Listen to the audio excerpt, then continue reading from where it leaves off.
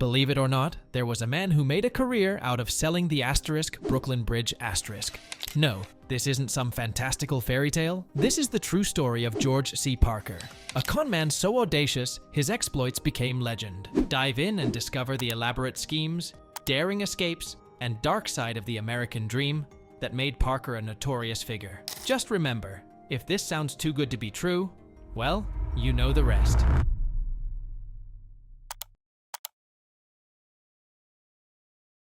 George C. Parker's life began in the vibrant chaos of New York City on March 16, 1860. Born into a large Irish immigrant family, he was surrounded by siblings, 4 brothers and 3 sisters, who likely filled their home with laughter and the close-knit camaraderie common among immigrant communities. Details about Parker's early life are scarce, but we do know he successfully navigated the school system, graduating from high school.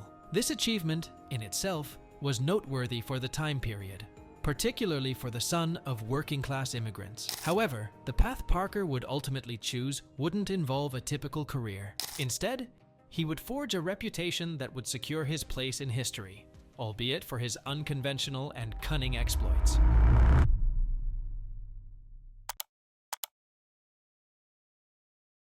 Parker's formal education wouldn't translate into a conventional career path.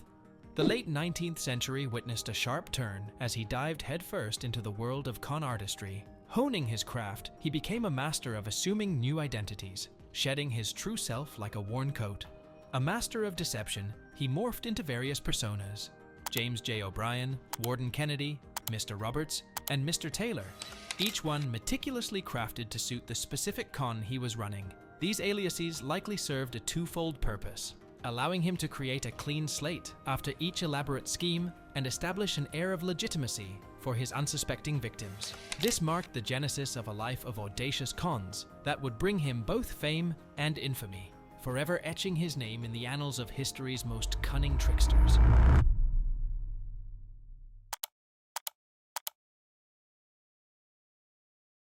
Parker's most audacious scheme became the crowning jewel of his conman career. It preyed on a specific vulnerability: the hopes and dreams of wide-eyed immigrants and tourists who flooded into New York City, a land brimming with promise.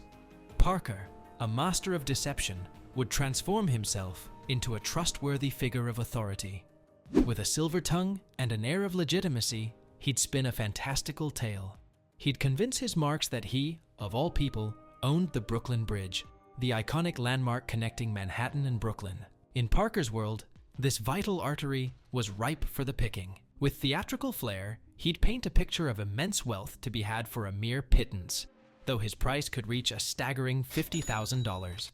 The gullible victims, enticed by the prospect of instant riches and a piece of the American dream, would jump at the chance to become bridge tycoons. Parker would then sweeten the deal, suggesting they erect toll booths and exploit the constant flow of pedestrians for a steady stream of profit.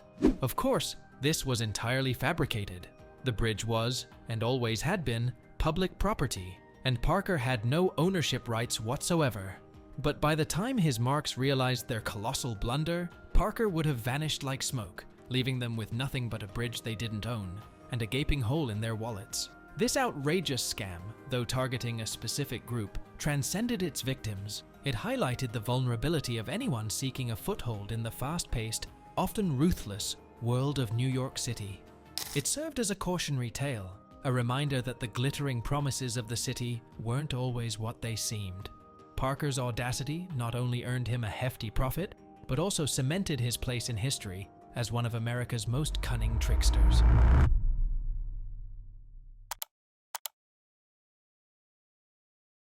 Parker's ambition wasn't limited to the Brooklyn Bridge.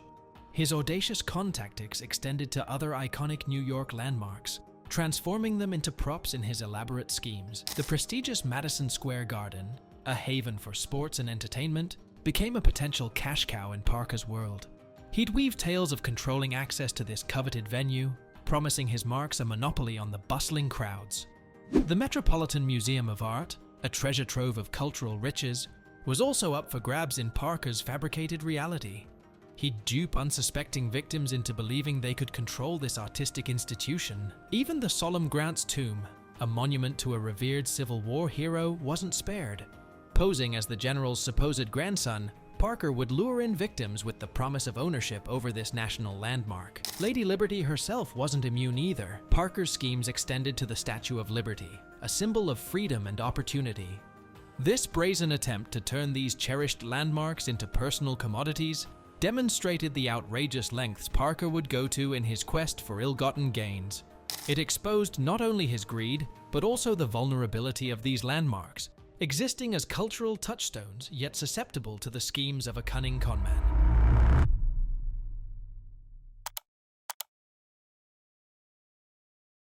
To solidify his outrageous claims of ownership, Parker wasn't just a master of storytelling, he was a master of deception in its entirety. His cons weren't built solely on charm and convincing rhetoric. He understood the power of legitimacy and the weight official documents carried. Through meticulous forgery, Parker would create counterfeit ownership deeds and other legal documents that appeared authentic to the untrained eye. These forged papers served as the foundation of his elaborate charades, convincing his victims that he was the rightful owner of the landmarks he was peddling.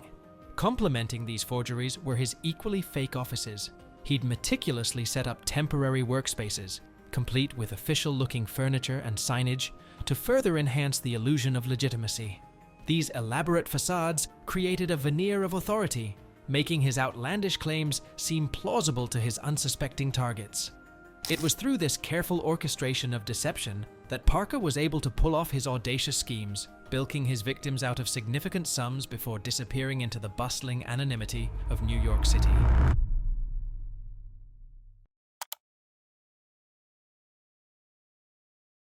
Parker's deceptions thrived on exploiting the hopes and anxieties of a specific demographic, immigrants just arriving at Ellis Island, the bustling gateway to America. These newcomers, brimming with dreams of a better life, were easy targets for his elaborate schemes. The American dream, a powerful ideal that beckoned many to these shores, became a cruel tool in Parker's manipulative arsenal.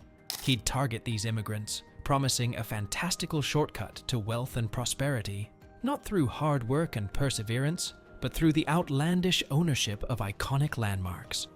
Their eagerness to establish themselves, coupled with a complete lack of knowledge about American property laws, made them ripe for the picking. Parker's cons went beyond simple deception, however. To ensure a steady stream of vulnerable marks, he dipped his toes into the murky waters of corruption.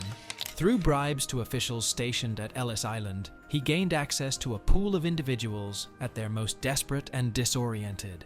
These officials, entrusted with the crucial task of welcoming newcomers, perverted their roles to become unwitting accomplices in Parker's schemes. By targeting immigrants through a network of corrupt officials, Parker ensured a steady flow of victims, highlighting a calculated cruelty that went beyond mere theatrics. He preyed on those most vulnerable, twisting their aspirations for a better life into a source of personal gain. This targeted exploitation not only enriched Parker, but also cast a shadow on the very ideals America represented, showcasing the dark underbelly that could lurk beneath the promise of the American dream.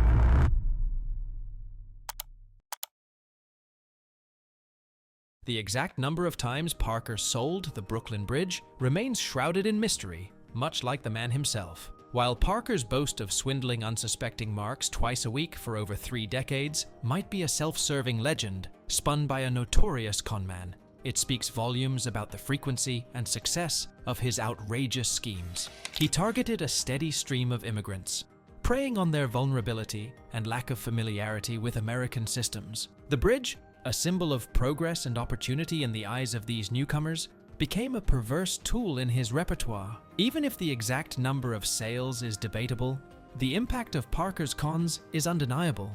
He not only duped his victims out of significant sums of money, but also exposed the harsh realities that could lie beneath the glittering promises of the American dream. Parker's legacy isn't one of entrepreneurial spirit, but rather a stark reminder of the manipulative forces that can prey on the hopes and dreams of the most vulnerable. His cons highlight the calculated exploitation of those seeking a better life, forever etching his name in infamy as a symbol of deception and the dark underbelly of the American dream.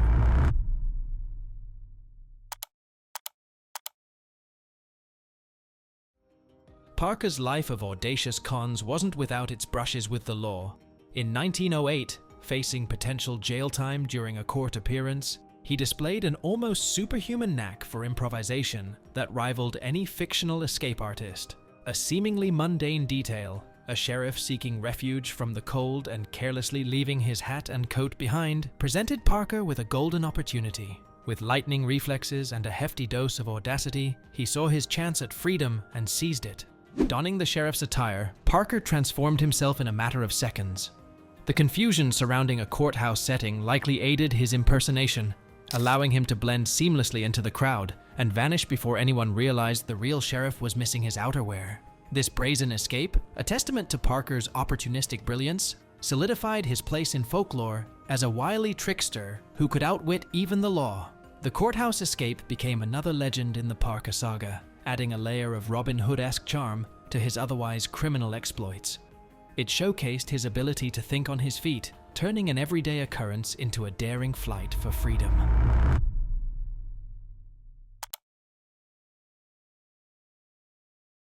Despite his knack for escaping sticky situations and the outlandish success of his cons, Parker's life of crime eventually collided with the harsh realities of the legal system. Multiple fraud convictions chipped away at the image of invincibility he cultivated. However, it was his fourth conviction in 1928 that marked a dramatic turning point. This seemingly minor offense, cashing a bad check for $150, landed him in a far more serious situation than he'd ever faced before. The Boehm's laws, enacted to address the growing concern over repeat offenders, mandated life imprisonment for criminals convicted of a felony for the fourth time. This legislation, intended to deter habitual criminals, completely upended Parker's life trajectory. His past cons, while outrageous and exploitative, were now overshadowed by the severity of the life sentence he faced. The man who had spent decades manipulating the system and exploiting the hopes of immigrants for personal gain suddenly found himself stripped of his freedom and confined within the walls of a prison cell. The Boehm's laws, intended to deliver justice, ironically delivered a final, heavy blow to the man who had thrived on manipulating the vulnerabilities within the system. Parker's life became a cautionary tale, a stark reminder that even the most cunning criminals can't evade the consequences of their actions forever. His legacy transformed from one of audacious trickery to a symbol of the calculated ruthlessness that can prey upon the hopes and dreams of the vulnerable.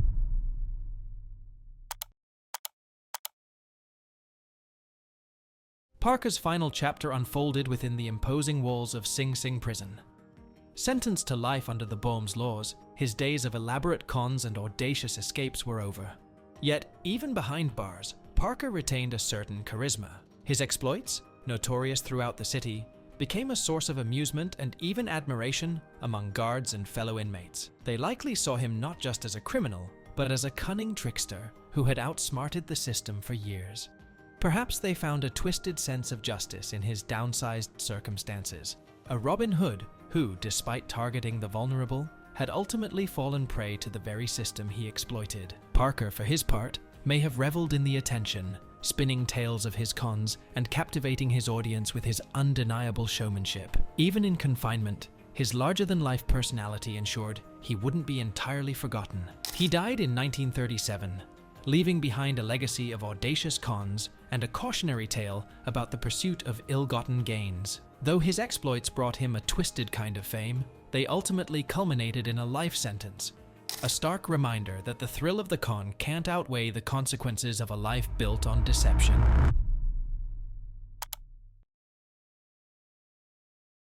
George C. Parker died in Sing Sing prison, with some sources citing 1936 and others 1937. His final years were a far cry from the bustling streets and elaborate cons that defined his earlier life. Confined within the prison walls, his life of crime had finally come to an end. Yet even behind bars, Parker couldn't fully escape his outsized persona.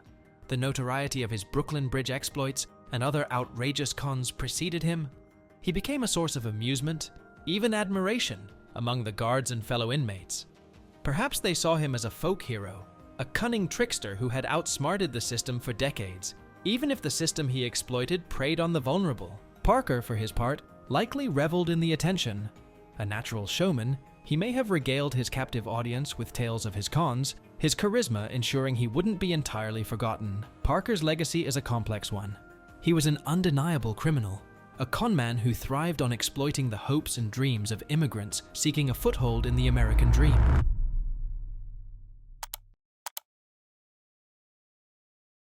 The audacity of Parker's con, particularly the Brooklyn Bridge scheme, seeped into popular culture. It became a symbol of someone being incredibly gullible. The now common saying, "If you believe that, I have a bridge to sell you," originated from Parker's exploits. This phrase perfectly encapsulates the absurdity of his cons and the ease with which he duped his victims. It serves as a reminder to be wary of fantastical promises and too good to be true scenarios.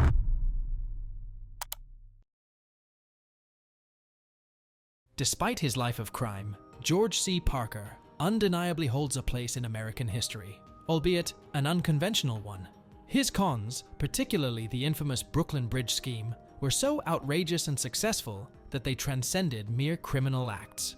They became a cultural touchstone, a symbol of both cunning deception and wide-eyed gullibility. Parker's audacious exploits earned him the title of one of America's most successful conmen. His story has transcended the dusty pages of police reports. It has been recounted in various books and articles, dissected by historians and sociologists, each offering a unique perspective on the man and his motives. His exploits have even inspired creative works, finding their way into songs and folk tales. So, George C. Parker's legacy is a complex one.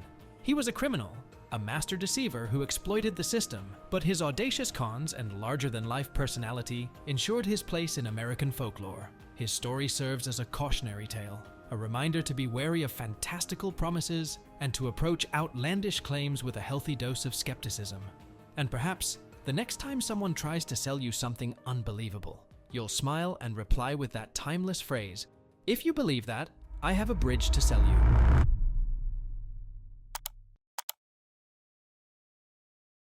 George C. Parker's audacious con of selling the Brooklyn Bridge thrives on the historical context surrounding this iconic structure.